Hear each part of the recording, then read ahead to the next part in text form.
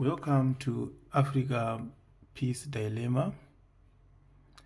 Our topic today of this presentation is on whether the SADC could consider confronting the M23 in the DRC. What are the chances of their success? What are the challenges that stand ahead of the SADC? What is the situation in the Democratic Republic of Congo and the neighboring region?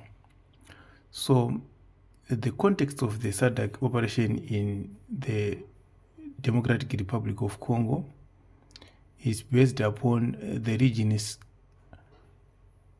drive for regional cooperation and stability. However, its ability to confront the M23 rebels in the Democratic Republic of Congo is hindered by existence of a weak hosting armed forces of the Democratic Republic of Congo, FARDC, complex regional dynamics, terrorism, political instability in member states, external influence, funding, international diplomatic dynamics, and other factors. So the M23 rebels, their background is traced back to 2012 when a faction of the Congolese arms split from the National Armed Forces, citing the failure by the government to honor the agreement of the March 23 agreement in 2009. The M23 is dominated by the Tutsi people, who happen to be the ruling elite in the neighboring Rwanda. As such, they receive an open political and diplomatic support from Rwanda and unconfirmed military and financial support from the same.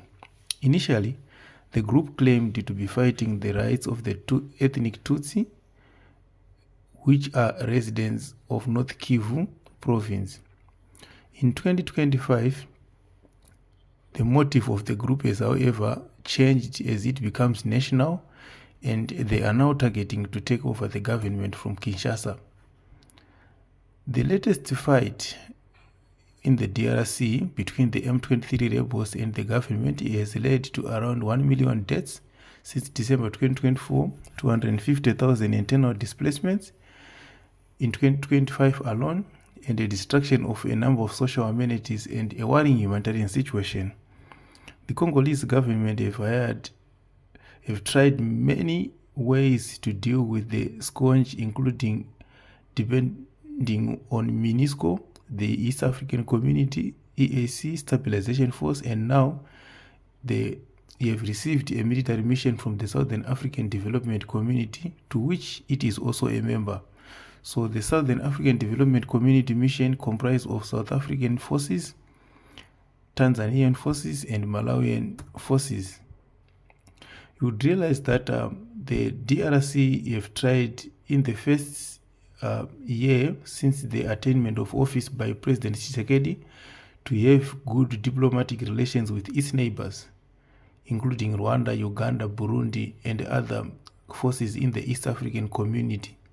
However, this did not go down well with some elements of the Congolese population who felt that the government was sacrificing them by relating to especially Rwanda, which is considered to have caused a lot of suffering amongst the Congolese population through ignition of various wars, including the First, the Second, and the Second Congo War, and other sporadic fightings that has been taking place since then.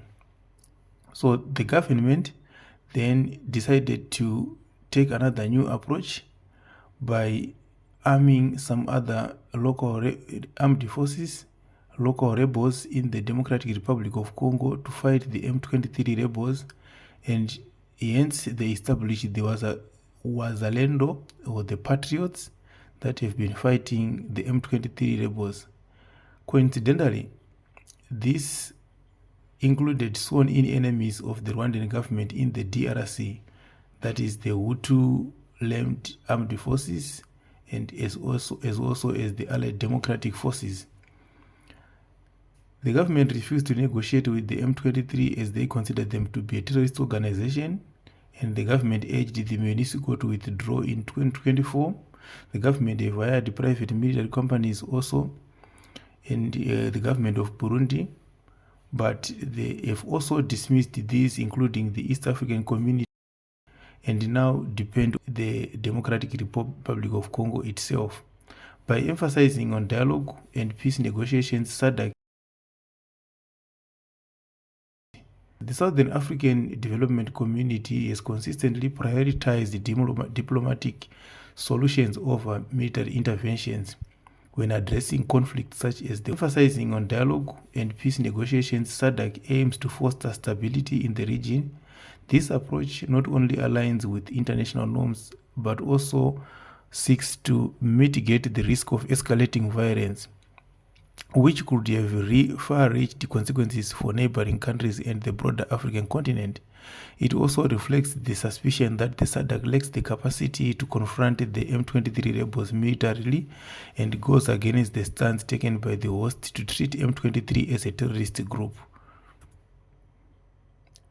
So, what are the challenges faced by the SADC that can limit its capacity to defeat the M23 rebels in the Democratic Republic of Congo? The Southern African Development Community continues to place top priority on developing and strengthening cooperation among the 16 member states. Standby Force, or known as the SADC Brigade, which was established by the heads of state and government through a memorandum of understanding signed in Lusaka, Zambia in August 2007. This is a regional multi-dimensional peace support operations capacity established under the framework of the African Standby Force. It operates as a tool of the SADC Organ on Politics, Defense and Security, the OPDS, and receives its direction from the SADC Committee of Chiefs and Defense Staff and the Committee of the SADC Police Chiefs to provide peace-building efforts in the region. The SADC Brigade does not actually have a physical presence, and its size is also not fixed. So in this context, only Malawi, South Africa and Tanzania contributed forces to. The political instabilities in the SADC member states complicates the SADC force in confronting the M23 rebels. A good example is the political and security situation in Mozambique, where the SADC has been present since 2021 to fight extremism in northeastern Mozambique. The post-2024 presidential elections in Mozambique has also destabilized Mozambique internally. Zimbabwe's 2017 fall of Robert Mugabe and the prolonged election cycle in the country has kept it inward-looking. South Africa, which is the largest force in the DRC of around 2,600 soldiers, is battling the land-related question internally. Lesotho has been going through political instabilities since the beginning of coalition government arrangements in 2012. In short, the SADC member states are hosting a wide range of political challenges, making it difficult for them to attend to the SADC commitments. Another challenge is that of fighting in a strange terrain.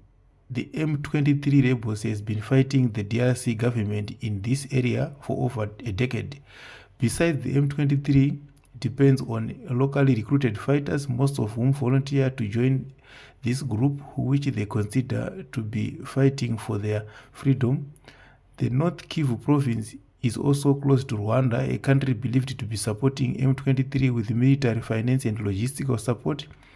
For the SADC mission to be successful, there is need for a larger human coverage with SADC, which SADC do not have, as it only have troops from the three countries listed earlier on. SADC should also have enough air coverage, as it does not have a guaranteed social support from local people. But what comes from the already reported lack of pilots on their team. Another inherent weakness comes from the nature of the Democratic Republic of Congo's forces, which had a challenge of having a working military force for years. This is the reason why the country has depended on private companies and regional alliances in fighting the rebels in the country. The country has also relied on funding other rebel groups. For instance, there was a Zalendo coalition.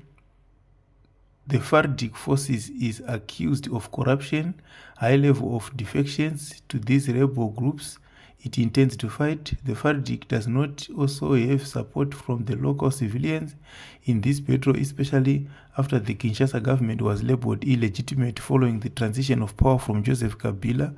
The FARDC lacks proper training and is accused of military red tape, which has all affected the force. With this picture, very little is expected from the host forces, making it more complicated from the SADC mission to expect a success military story in the DRC. The impact of various arms embargoes since 1996 until 2022 on the DRC has equally crippled the country's military capabilities. Also to note is the role of Rwanda and Uganda in the conflict. Fighting the M23 rebels would be easier for the SADC forces if they had the support of the neighboring Rwanda and Uganda. Unfortunately, the M23 forces enjoy direct or indirect sympathy from Rwanda, Uganda, and even Kenya, and some rebels from Burundi. For instance, the Uganda People's Defense Forces, UPDF, has a force exceeding 5,000 in the Ituri and the South Kivu provinces, where it is deployed to protect Uganda from the DRC-based Allied Democratic Forces or the Islamic State in Central Africa province. The Rwandan government, from the other end, claimed to be pursuing the Democratic Forces for the Liberation of Rwanda, which is a Hutu-dominated military group with political interest in Rwanda, but based in the Democratic Republic of Congo and fighting M23 as part of the Wazalendo coalition. So with this, it is very difficult to consider something meaningful from the intervention. There is also the threat of radicalization and violent extremism in the Southern African region. The SADC have witnessed the growth of terrorism activities in Mozambique and the DRC. The answer is sooner that he has been present in the Cabo Delgado province of Mozambique since 2017, and the pledging of allegiance by the ADF to the Islamic State in northeastern DRC in 2019 confirms this further. The SADC mission in Mozambique, with the aid of the Rwandan forces, have of course managed to stop extremists in Mozambique, but the threat remains alive in the DRC. Another issue in wrapping up is the command of the foot soldiers in the Rwandan Defense Forces, which has participated in numerous wars in the region, including the First and Second Congo Wars and the recent deployment against terrorists in Mozambique. Also, the charisma of the President Kagame, the President of Rwanda, and should be taken into consideration. It is clear that President Kagame is ready to fight, a position that is not the same with the DRC and its allies. South Africa also has faced a lot of challenges in its mission in Mozambique when it was fighting the terrorists in the northeastern region of Mozambique. Also, it suffered a lot from its operation in the Central African Republic in 2013.